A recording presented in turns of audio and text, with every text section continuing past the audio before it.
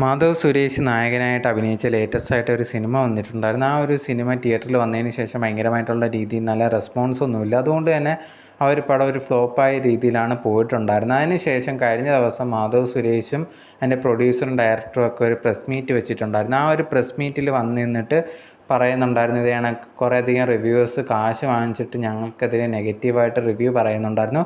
അതിലൊരാളാണ് ഈ ഒരു അശ്വിൻ കോക്ക്. ഏകദേശം 1 ലക്ഷത്തോളം പൈസ ചോദിച്ചു എന്നുള്ള രീതിയിലൊക്കെ പറഞ്ഞിട്ട് ആ ഒരു പ്രസ് മീറ്റിൽ പറഞ്ഞിട്ടുണ്ടായിരുന്നു. അതിനുശേഷം കുറേയധികം മീഡിയാസ് എല്ലാം ഇതിനെക്കുറിച്ച് ചർച്ച ചെയ്തിട്ടുണ്ടായിരുന്നു. എന്തായാലും ഇപ്പം അശ്വന്ത് കോക്ക് തന്നെ അതിനെതിരെ ഒരു വീഡിയോ ആയിട്ട് വന്നിട്ടുണ്ട്. നീയൊക്കെ പറയുന്നുണ്ടല്ലോ ഞാൻ പൈസ വാങ്ങിച്ചു എന്നുള്ള ഒരു കാര്യം, അതിന് തെളിവുണ്ടെങ്കിൽ നീയൊക്കെ തെളിവ് കാണിച്ചതാ എന്നുള്ള രീതിയിൽ ചോദിച്ചിട്ടുണ്ടായിരുന്നു.